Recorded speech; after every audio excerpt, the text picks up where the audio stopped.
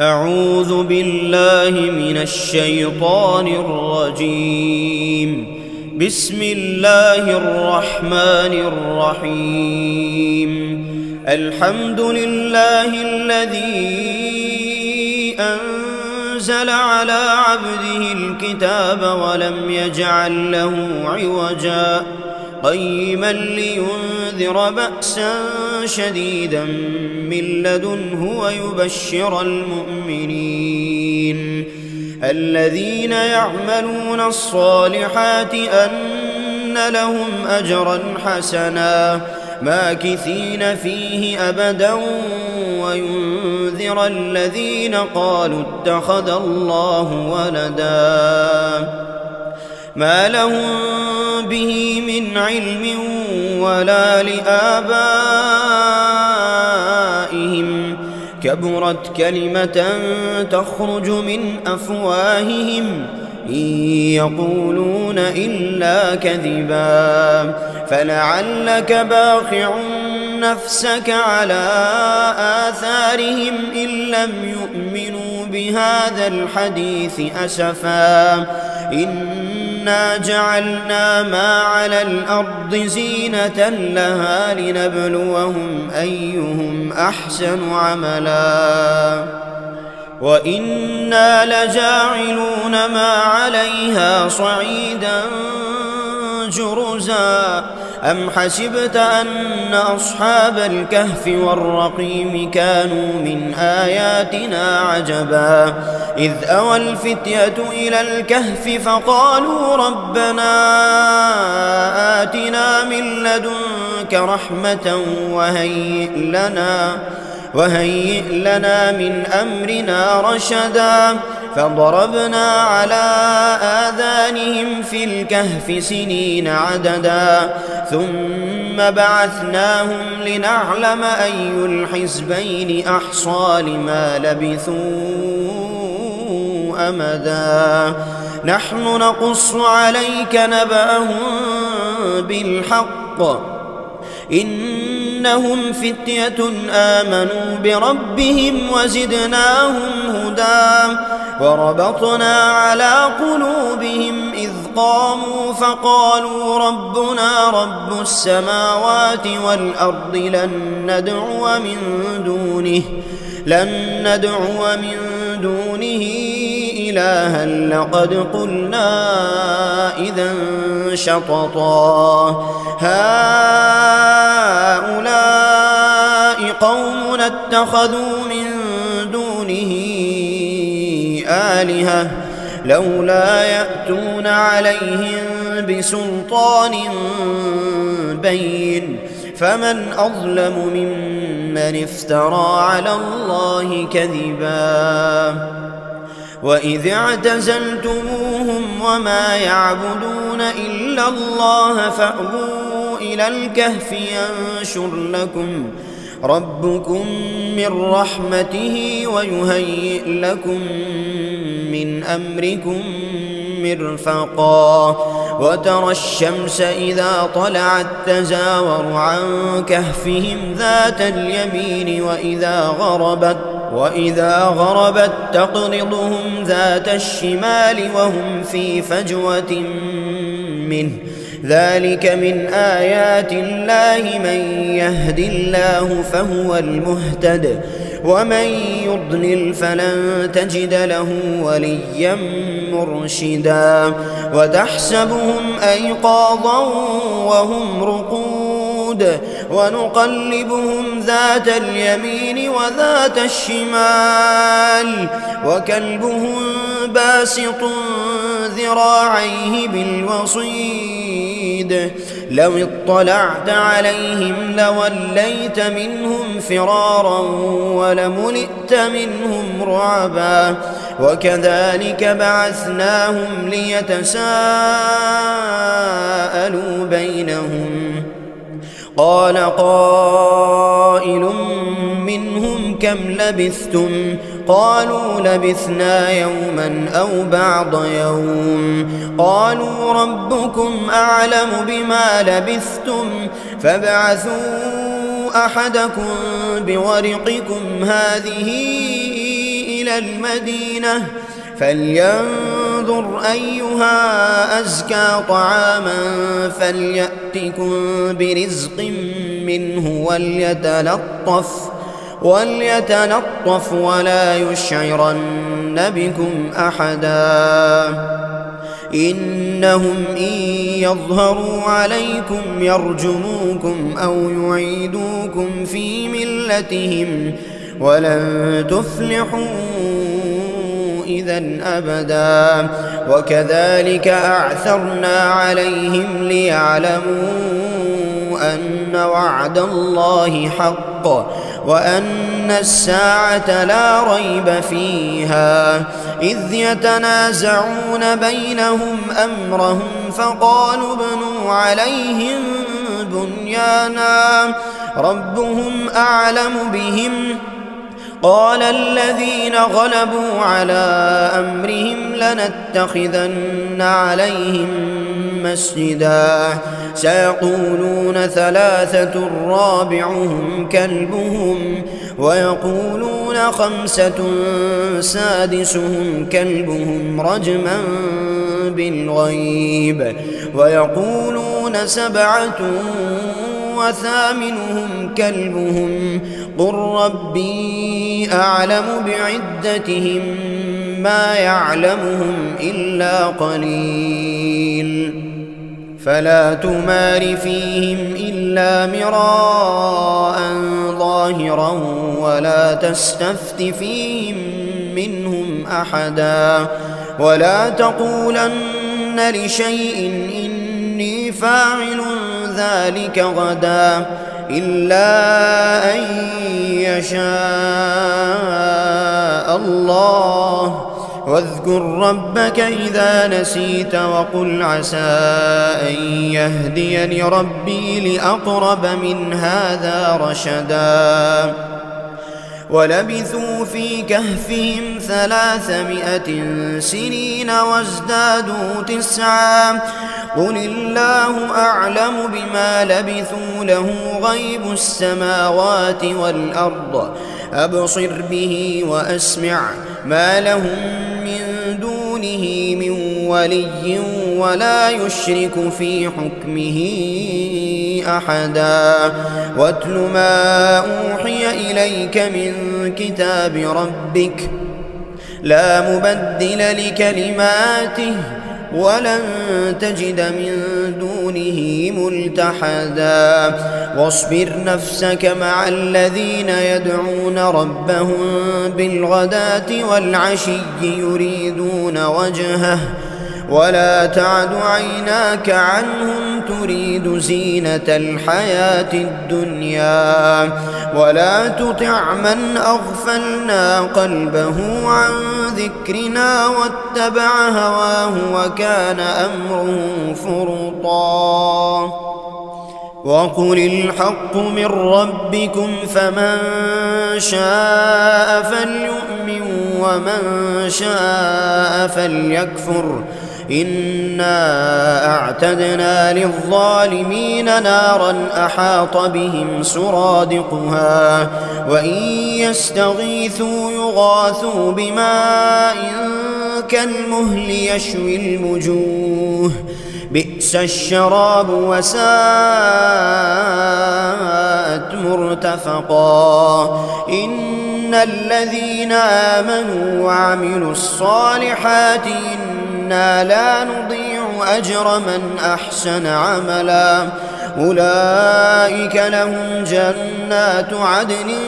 تجري من تحتهم الأنهار يحلون فيها من أساور من ذهب ويلبسون ثيابا خضرا من سندس وإستبرق متكئين فيها على الأرائك نعم الثواب وحسنت مرتفقا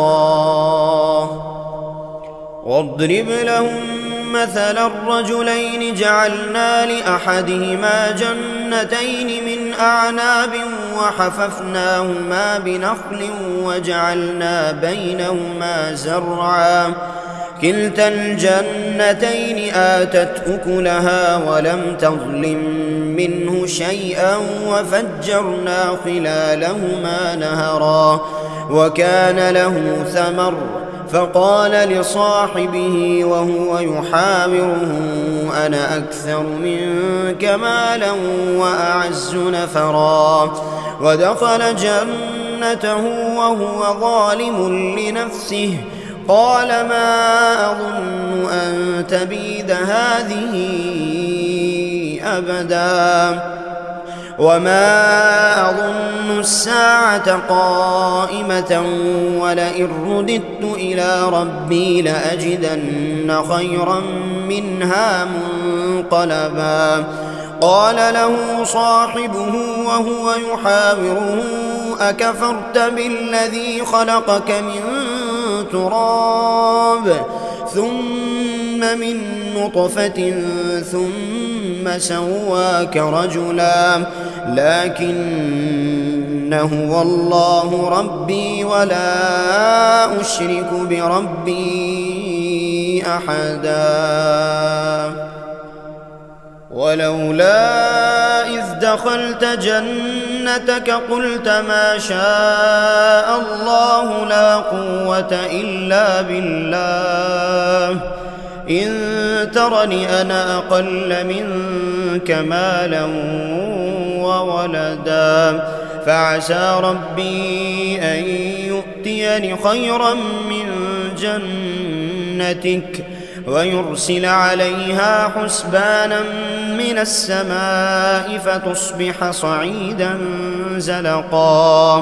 أو يصبح ماؤها غورا فلن تستطيع له طلبا وأحيط بثمره فأصبح يقلب كفيه على ما أنفق فيها وهي خاوية على عروشها ويقول يا ليتني لم أشرك بربي أحدا ولم تكن له فئة ينصرونه من دون الله وما كان منتصرا هنالك الولاية لله الحق هو خير ثوابا وخير عقبا واضرب لهم مثل الحياة الدنيا كماء إن أنزلناه من السماء فاختلط به نبات الأرض فأصبح حشيما تذروه الرياح وكان الله على كل شيء مقتدرا المال والبنون زينة الحياة الدنيا والباقيات الصالحات خير عند ربك ثوابا وخير أملا ويوم نسير الجبال وترى الأرض بارزة وحشرناهم فلم نغادر منهم أحدا وعرضوا على ربك صفا لقد جئتمونا كما خلقناكم أول مرة بل زعمتم أن لن نجعل لكم موعدا ووضع الكتاب فترى المجرمين مشفقين مما فيه ويقولون يا ويلتنا ما لهذا الكتاب لا يغادر صغيرة ولا كبيرة إلا أحصاها ووجدوا ما عملوا حاضرا ولا يظلم ربك أحدا وإذ قلنا للملائكة اسجدوا لآدم فسجدوا إلا إبليس كان من الجن ففسق عن أمر ربه أفتتخذونه وذريته أولياء من دوني وهم لكم عدو بئس للظالمين بدلا ما أشهدتهم خلق السماوات والأرض ولا خلق أنفسهم وما كنت متخذ المضلين عضدا ويوم يقول نادوا شركائي الذين زعمتم فدعوهم فلم يستجيبوا لهم وجعلنا بينهم موبقا ورأى المجرمون النار فظنوا أنهم مواقعوها ولم يجدوا عنها مصرفا ولقد صرفنا في هذا القرآن للناس من كل مثل وكان الإنسان أكثر شيء جدلا وما منع الناس أن يؤمنوا إذ جاءهم الهدى ويستغفروا ربهم إلا أن تأتيهم سنة الأولين أو يأتيهم العذاب قبلا وما نرسل المرسلين إلا مبشرين ومنذرين ويجادل الذين كفروا بالباطل ليدحضوا به الحق واتخذوا آياتي وما أنذروا هزوا ومن أظلم ممن ذكر بآيات ربه فأعرض عنها ونسي ما قدمت يداه إنا جعلنا على قلوبهم أكنة أن يفقهوه وفي آذانهم وقرا وإن تدعهم إلى الهدى فلن يهتدوا إذا أبدا وربك الغفور ذو الرحمة لو يؤاخذهم بما كسبوا لعجل لهم العذاب بل لهم موعد لن يجدوا من دونه موئلا وتلك القرى أهلكناهم لما ظلموا وجعلنا لمهلكهم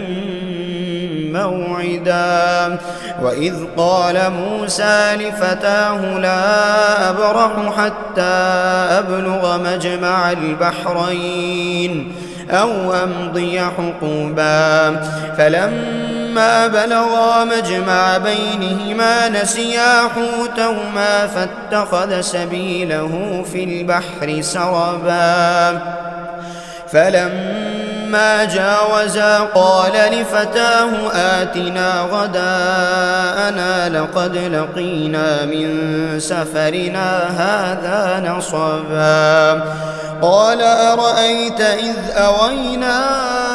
إلى الصخرة فإني نسيت الحوت وما أنسانيه إلا الشيطان أن أذكره واتخذ سبيله في البحر عجبا قال ذلك ما كنا نبغي فارتدا على آثارهما قصصا فوجدا عبدا من عبادنا آتيناه رحمة من عندنا وعلمناه من لدنا علما قال له موسى هل أتبعك على أن تعلمني مما علمت رشدا قال إنك لن تستطيع معي صبرا وكيف تصبر على ما لم تحط به خبرا قال ستجدني إن شاء الله صابرا ولا أعصي لك أمرا قال فإن اتبعتني فلا تسألني عن شيء حتى أحدث لك منه ذكرا فانطلقا حتى إذا ركبا في السفينة خرقها قال أخرقتها لتغرق أهلها لقد جئت شيئا إمرا قال لم أقل إنك لن تستطيع معي صبرا قال لا تؤاخذني بما نسيت ولا ترهقني من أمري عسرا فانطلقا حتى إذا لقيا غلاما فقتله قال أقتلت نفسا زكية بغير نفس لقد جئت شيئا نكرا قال ألم أقل لك إنك لن تستطيع معي صبرا قال إن سألتك عن شيء بعدها فلا تصاحبني قد بلغت من لدني عذرا فانطلقا حتى إذا أتيا أهل قرية استطعما أهلها فأبوا أن يضيفوهما فوجدا فيها جدارا يريد أن ينقض فأقامه قال لو شئت لاتخذت عليه أجرا قال هذا فراق بيني وبينك سأنبئك بتأويل ما لم تستطع عليه صبرا أما السفينة فكانت لمساكين يعملون في البحر فأردت أن أعيبها وكان وراءهم ملك يأخذ كل سفينة غصبا وأما الغلام فكان أبواه مؤمنين فخشينا أن يرهقهما طغيانا وكفرا فأردنا أن يبدلهما ربهما خيرا منه زكاة وأقرب رحما وأما الجدار فكان لغلامين يتيمين في المدينة وكان تحته كنز لهما وكان أبوهما صالحا فأرادا ربك أن يبلغا أشدهما ويستخرجا كنزهما رحمة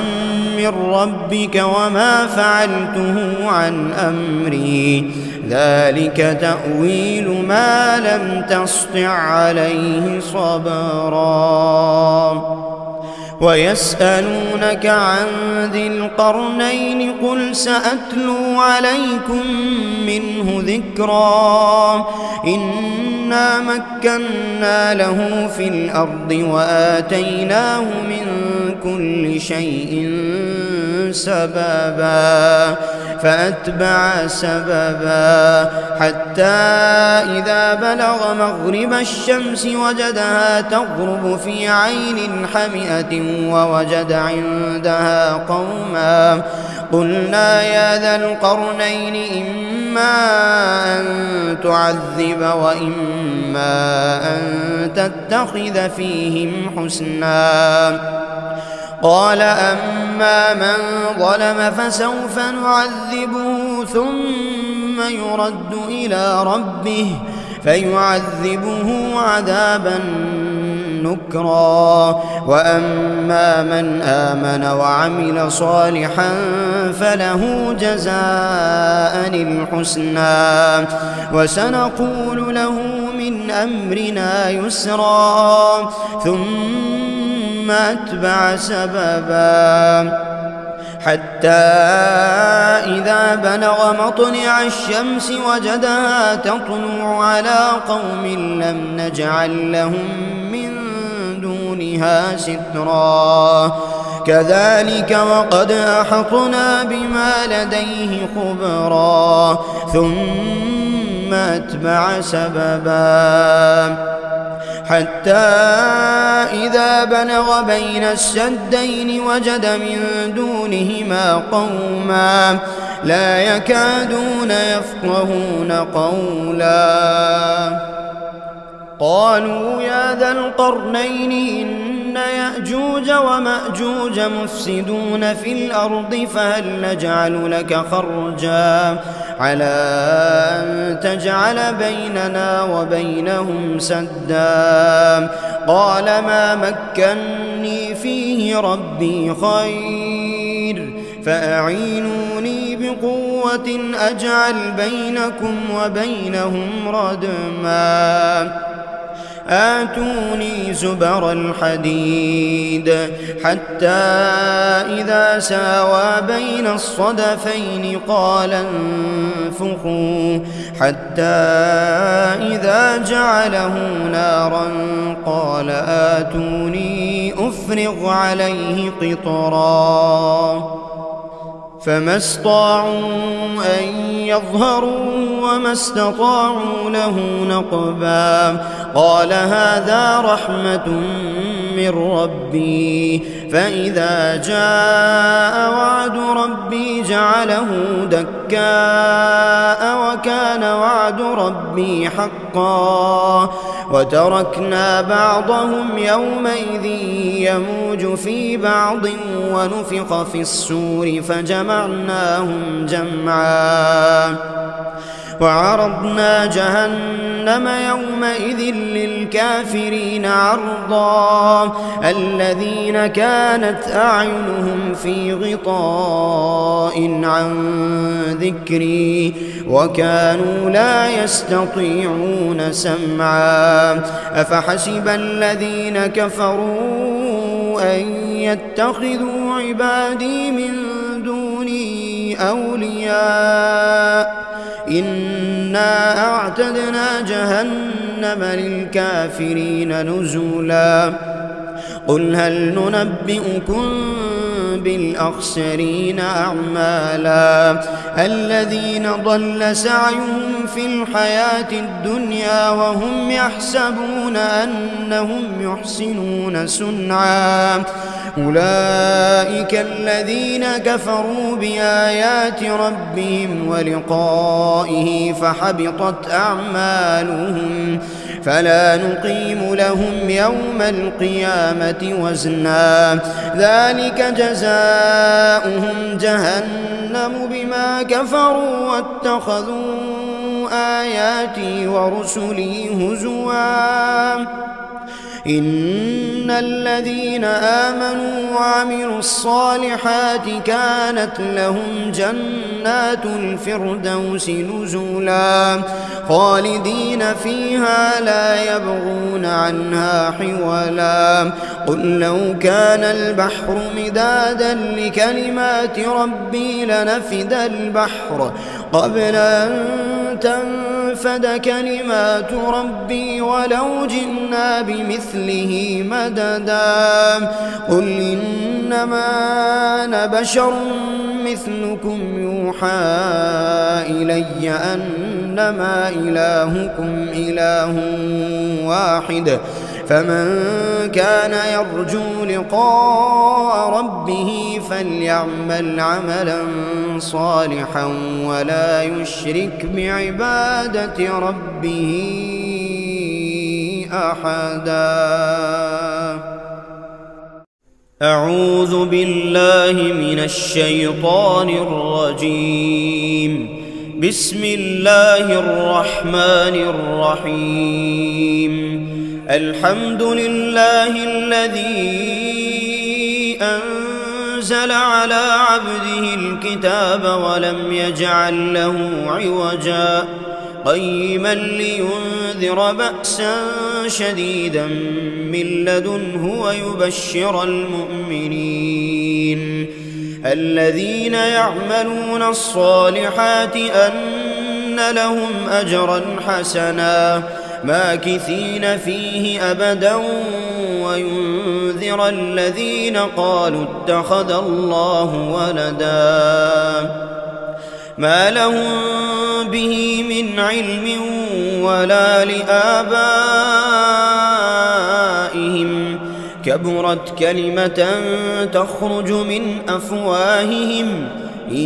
يقولون إلا كذبا فلعلك باخع نفسك على آثارهم إن لم يؤمنوا بهذا الحديث أسفا إنا جعلنا ما على الأرض زينة لها لنبلوهم أيهم أحسن عملا وإنا لجاعلون ما عليها صعيدا جرزا أم حسبت أن أصحاب الكهف والرقيم كانوا من آياتنا عجبا إذ أوى الفتية إلى الكهف فقالوا ربنا آتنا من لدنك رحمة وهيئ لنا من أمرنا رشدا فضربنا على آذانهم في الكهف سنين عددا ثم بعثناهم لنعلم أي الحزبين أحصى لما لبثوا أمدا نحن نقص عليك نبأهم بالحق إنهم فتية آمنوا بربهم وزدناهم هدى وربطنا على قلوبهم إذ قاموا فقالوا ربنا رب السماوات والأرض لن ندعو من دونه إلها لقد قلنا إذا شططا هؤلاء قوم اتخذوا من دونه آلهة لولا يأتون عليهم بسلطان بين فمن أظلم ممن افترى على الله كذبا وإذ اعتزلتموهم وما يعبدون إلا الله فأووا إلى الكهف ينشر لكم ربكم من رحمته ويهيئ لكم من أمركم مرفقا وترى الشمس إذا طلعت تزاور عن كهفهم ذات اليمين وإذا غربت تقرضهم ذات الشمال وهم في فجوة منه ذلك من آيات الله من يهد الله فهو المهتد ومن يضلل فلن تجد له وليا مرشدا وتحسبهم أيقاظا وهم رقود ونقلبهم ذات اليمين وذات الشمال وكلبهم باسط ذراعيه بالوصيد لو اطلعت عليهم لوليت منهم فرارا ولملئت منهم رعبا وكذلك بعثناهم ليتساءلوا بينهم قال قائل منهم كم لبثتم قالوا لبثنا يوما أو بعض يوم قالوا ربكم أعلم بما لبثتم فابعثوا أحدكم بورقكم هذه إلى المدينة فلينظر أيها أزكى طعاما فليأتكم برزق منه وليتلطف ولا يشعرن بكم أحدا إنهم إن يظهروا عليكم يرجموكم أو يعيدوكم في ملتهم ولن تفلحوا إذا أبدا وكذلك أعثرنا عليهم ليعلموا أن وعد الله حق وأن الساعة لا ريب فيها إذ يتنازعون بينهم أمرهم فقالوا ابنوا عليهم بنيانا ربهم أعلم بهم قال الذين غلبوا على أمرهم لنتخذن عليهم مسجدا سيقولون ثلاثة رابعهم كلبهم ويقولون خمسة سادسهم كلبهم رجما بالغيب ويقولون سبعة وثامنهم كلبهم قل ربي أعلم بعدتهم ما يعلمهم إلا قليل فلا تمار فيهم إلا مراء ظاهرا ولا تستفت فيهم منهم أحدا ولا تقولن لشيء إني فاعل ذلك غدا إلا أن يشاء الله واذكر ربك إذا نسيت وقل عسى أن يهديني ربي لأقرب من هذا رشدا ولبثوا في كهفهم 300 سنين وازدادوا 9 قل الله أعلم بما لبثوا له غيب السماوات والأرض أبصر به وأسمع ما لهم من دونه من ولي ولا يشرك في حكمه أحدا واتل ما أوحي إليك من كتاب ربك لا مبدل لكلماته ولن تجد من دونه ملتحدا واصبر نفسك مع الذين يدعون ربهم بالغداة والعشي يريدون وجهه ولا تعد عيناك عنهم تريد زينة الحياة الدنيا ولا تطع من أغفلنا قلبه عن ذكرنا واتبع هواه وكان أمره فرطا وقل الحق من ربكم فمن شاء فليؤمن ومن شاء فليكفر إنا أعتدنا للظالمين نارا أحاط بهم سرادقها وإن يستغيثوا يغاثوا بماء كالمهل يشوي الوجوه بئس الشراب وساءت مرتفقا إن الذين آمنوا وعملوا الصالحات إنا لا نضيع أجر من أحسن عملا أولئك لهم جنات عدن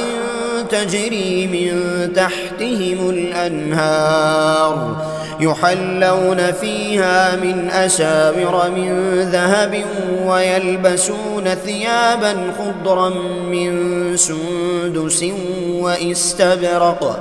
متكئين فيها على الأرائك نعم الثواب وحسنت مرتفقا واضرب لهم مثل الرجلين جعلنا لأحدهما جنتين من أعناب وحففناهما بنخل وجعلنا بينهما زرعا كلتا الجنتين آتت أكلها ولم تظلم منه شيئا وفجرنا خلالهما نهرا وكان له ثمر فقال لصاحبه وهو يحاوره أنا أكثر منك مالا وأعز نفرا ودخل جنته وهو ظالم لنفسه قال ما أظن أن تبيد هذه أبدا وما أظن الساعة قائمة ولئن رددت إلى ربي لأجدن خيرا منها منقلبا قال له صاحبه وهو يحاوره أكفرت بالذي خلقك من تراب ثم من نطفة ثم سواك رجلا لكن هو الله ربي ولا أشرك بربي أحدا ولولا إذ دخلت جنتك قلت ما شاء الله لا قوة إلا بالله إن ترني أنا أقل منك مالا وولدا فعسى ربي أن يؤتيني خيرا من جنتك ويرسل عليها حسبانا من السماء فتصبح صعيدا زلقا أو يصبح ماؤها غورا فلن تستطيع له طلبا وأحيط بثمره فأصبح يقلب كفيه على ما أنفق فيها وهي خاوية على عروشها ويقول يا ليتني لم أشرك بربي أحدا ولم تكن له فئة ينصرونه من دون الله وما كان منتصرا هنالك الولاية لله الحق هو خير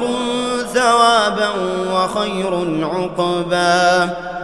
واضرب لهم مثل الحياة الدنيا كماء إن أنزلناه من السماء فاختلط به نبات الأرض فأصبح حشيما تذروه الرياح وكان الله على كل شيء مقتدرا المال والبنون زينة الحياة الدنيا والباقيات الصالحات خير عند ربك ثوابا وخير أملا ويوم نسير الجبال وترى الأرض بارزة وحشرناهم فلم نغادر منهم أحدا وعرضوا على ربك صفا لقد جئتمونا كما خلقناكم أول مرة بل زعمتم أن لن نجعل لكم موعدا ووضع الكتاب فترى المجرمين مشفقين مما فيه ويقولون يا ويلتنا ما لهذا الكتاب لا يغادر صغيرة ولا كبيرة إلا أحصاها ووجدوا ما عملوا حاضرا ولا يظلم ربك أحدا وإذ قلنا للملائكة اسجدوا لآدم فسجدوا إلا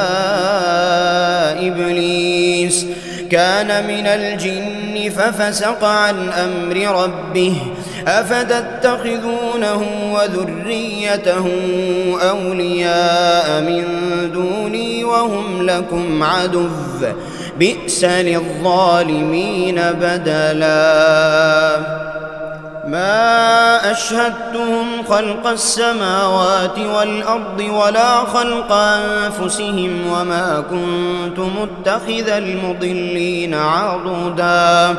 ويوم يقول نادوا شركائي الذين زعمتم فدعوهم فلم يستجيبوا لهم وجعلنا بينهم موبقا ورأى المجرمون النار فظنوا أنهم مواقعوها ولم يجدوا عنها مصرفا ولقد صرفنا في هذا القرآن للناس من كل مثل وكان الإنسان أكثر شيء جدلا وما منع الناس أن يؤمنوا إذ جاءهم الهدى ويستغفروا ربهم إلا أن تأتيهم سنة الأولين أو يأتيهم العذاب قبلا وما نرسل المرسلين إلا مبشرين ومنذرين ويجادل الذين كفروا بالباطل ليدحضوا به الحق واتخذوا آياتي وما أنذروا هزوا ومن أظلم ممن ذكر بآيات ربه فأعرض عنها ونسي ما قدمت يداه إنا جعلنا على قلوبهم أكنة أن يفقهوه وفي آذانهم وقرا وإن تدعهم إلى الهدى فلن يهتدوا إذا أبدا وربك الغفور ذو الرحمة لو يؤاخذهم بما كسبوا لعجل لهم العذاب بل لهم موعد لن يجدوا من دونه موئلا وتلك القرى أهلكناهم لما ظلموا وجعلنا لمهلكهم موعدا وإذ قال موسى لفتاه لا أبرح حتى أبلغ مجمع البحرين أو أمضي حقوبا فلما بلغا مجمع بينهما نسيا حوتهما فاتخذ سبيله في البحر سربا فلما جاوزا قال لفتاه آتنا غداءنا لقد لقينا من سفرنا هذا نصبا قال أرأيت إذ أوينا إلى الصخرة فإني نسيت الحوت وما أنسانيه إلا الشيطان أن أذكره واتخذ سبيله في البحر عجبا قال ذلك ما كنا نبغي فارتدا على آثارهما قصصا فوجدا عبدا من عبادنا آتيناه رحمة من عندنا وعلمناه من لدنا علما قال له موسى هل أتبعك على أن تعلمني مما علمت رشدا قال إنك لن تستطيع معي صبرا وكيف تصبر على ما لم تحط به خبرا قال ستجدني إن شاء الله صابرا ولا أعصي لك أمرا قال فإن اتبعتني فلا تسألني عن شيء حتى أحدث لك منه ذكرا فانطلقا حتى إذا ركبا في السفينة خرقها قال أخرقتها لتغرق أهلها لقد جئت شيئا إمرا قال لم أقل إنك لن تستطيع معي صبرا قال لا تؤاخذني بما نسيت ولا ترهقني من أمري عسرا فانطلقا حتى إذا لقيا غلاما فقتله قال أقتلت نفسا زكية بغير نفس لقد جئت شيئا نكرا قال ألم أقل لك إنك لن تستطيع معي صبرا قال إن سألتك عن شيء بعدها فلا تصاحبني قد بلغت من لدني عذرا فانطلقا حتى إذا أتيا أهل قرية استطعما أهلها فأبوا أن يضيفوهما فوجدا فيها جدارا يريد أن ينقض فأقامه قال لو شئت لاتخذت عليه أجرا قال هذا فراق بيني وبينك سأنبئك بتأويل ما لم تستطع عليه صبرا أما السفينة فكانت لمساكين يعملون في البحر فأردت أن أعيبها وكان وراءهم ملك يأخذ كل سفينة غصبا وأما الغلام فكان أبواه مؤمنين فخشينا أن يرهقهما طغيانا وكفرا فأردنا أن يبدلهما ربهما خيرا منه زكاة وأقرب رحما وأما الجدار فكان لغلامين يتيمين في المدينة وكان تحته كنز لهما وكان أبوهما صالحا فأرادا ربك أن يبلغا أشدهما ويستخرجا كنزهما رحمة من ربك وما فعلته عن أمري ذلك تأويل ما لم تسطع عليه صبرا ويسألونك عن ذي القرنين قل سأتلو عليكم منه ذكرا إنا مكنا له في الأرض وآتيناه من كل شيء سببا فأتبع سببا حتى إذا بلغ مغرب الشمس وجدها تغرب في عين حمئة ووجد عندها قوما قلنا يا ذا القرنين إما أن تعذب وإما أن تتخذ فيهم حسنا قال أما من ظلم فسوف نعذبه ثم يرد إلى ربه فيعذبه عذابا نكرا وأما من آمن وعمل صالحا فله جزاء الحسنى وسنقول له من أمرنا يسرا ثم أتبع سببا حتى إذا بلغ مطلع الشمس وجدها تطلع على قوم لم نجعل لهم من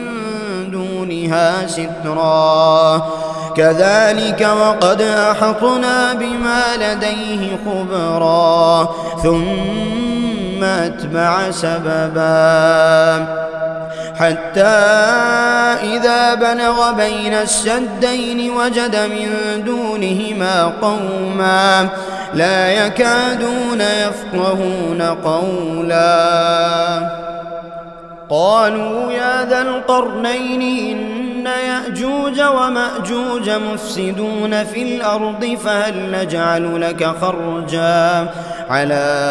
أن تجعل بيننا وبينهم سدا قال ما مكني فيه ربي خير فأعينوني بقوة أجعل بينكم وبينهم ردما آتوني زبر الحديد حتى إذا ساوى بين الصدفين قال انفخوا حتى إذا جعله نارا قال آتوني أفرغ عليه قطرا فما استطاعوا أن يظهروا وما استطاعوا له نقبا قال هذا رحمة من ربي فإذا جاء وعد ربي جعله دكاء وكان وعد ربي حقا وتركنا بعضهم يومئذ يموج في بعض ونفخ في الصور فجمعناهم جمعا وعرضنا جهنم يومئذ للكافرين عرضا الذين كانت أعينهم في غطاء عن ذكري وكانوا لا يستطيعون سمعا أفحسب الذين كفروا أن يتخذوا عبادي من دوني أولياء إنا أعتدنا جهنم للكافرين نزلا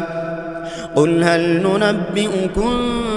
بالأخسرين أعمالا الذين ضل سعيهم في الحياة الدنيا وهم يحسبون أنهم يحسنون صنعا أولئك الذين كفروا بآيات ربهم ولقائه فحبطت أعمالهم فلا نقيم لهم يوم القيامة وزنا ذلك جزاؤهم جهنم بما كفروا واتخذوا آياتي ورسلي هزوا إن الذين آمنوا وعملوا الصالحات كانت لهم جنات الفردوس نزلا خالدين فيها لا يبغون عنها حولا قل لو كان البحر مدادا لكلمات ربي لنفد البحر قبل أن تنفد كلمات ربي ولو جئنا بمثله مددا قل إنما أنا بشر مثلكم يوحى إلي أنما إلهكم إله واحد فمن كان يرجو لقاء ربه فليعمل عملا صالحا ولا يشرك بعبادة ربه أحدا.